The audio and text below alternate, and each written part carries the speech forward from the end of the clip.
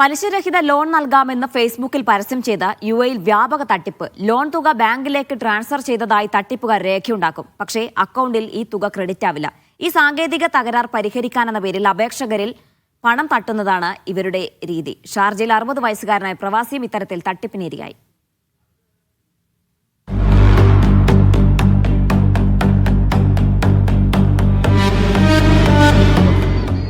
Fund വേണമെന്നുണ്ടെന്നുണ്ടെങ്കിൽ മുമ്പ് അത് payment ചെയ്യും. സാറിന്റെ ഫണ്ട് വേണോ വേണ്ടേ, ഫണ്ട് വേണോ വേണ്ടയോ എന്നുള്ളവരൊന്നും കൺഫേം ചെയ്യാം. എനിക്കത് ബ്ലാക്ക് ലിസ്റ്റിലേക്ക് ആഡ് ചെയ്യാൻ വേണ്ടിയിരുന്നു. കാരണം നിങ്ങൾ തന്നിരിക്കുന്ന ടൈമൊക്കെ നിങ്ങൾ കഴിഞ്ഞു. എല്ലാം നിങ്ങൾ ഉദ്ദേശിക്കുന്നത് എനിക്ക് മനസ്സിലാവുന്നില്ല.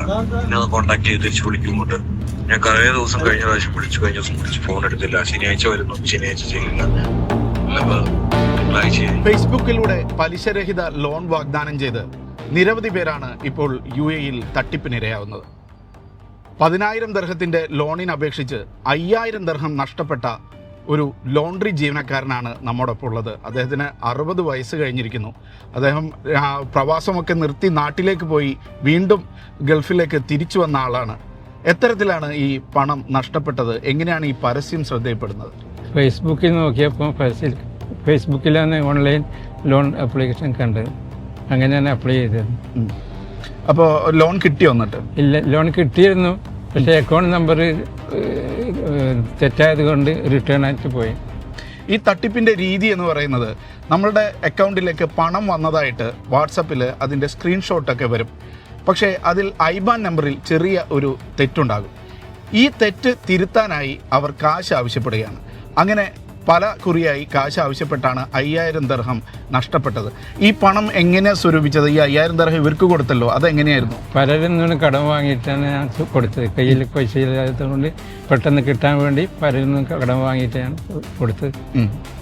ഇപ്പോൾ ഈ ലോണിന് എന്തെങ്കിലും അത്യാവശ്യം ഉണ്ടായിരുന്നോ? ലോണിന് നാട്ടിൽ കുറച്ച് അത്യാവശ്യം പ്രശ്നം പരിഹരിക്കാൻ വേണ്ടിയാണ് ഞാൻ ഈ ലോൺ എടുക്കാൻ കാരണം. നാട്ടിൽ കുറച്ച് കടങ്ങൾ ബാധ്യതയുണ്ട്. അത് പ്രശ്നം പരിഹരിക്കാൻ ലോണും മറ്റും ഉണ്ടായിരുന്നു.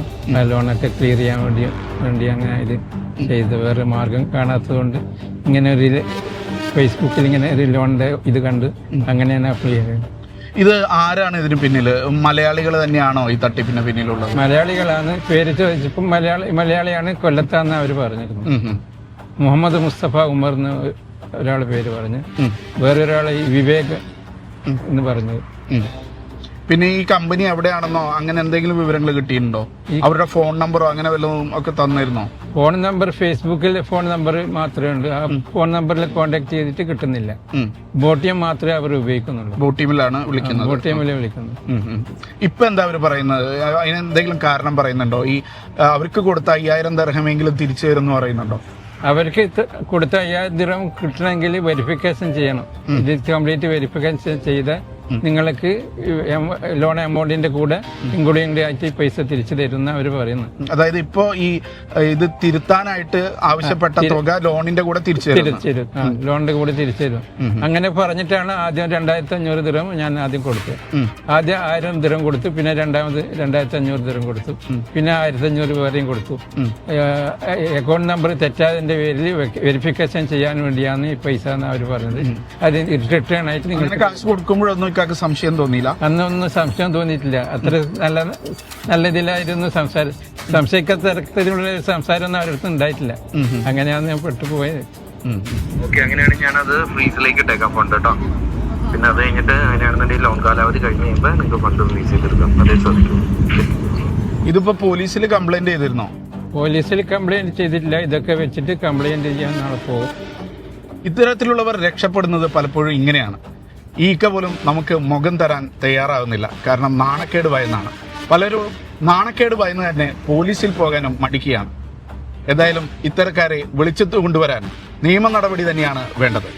അക്ഷയ് പേരാവൂരിനൊപ്പം ഷിനോ ഷംസുദ്ദീൻ, മീഡിയ 1 ഷാർജ.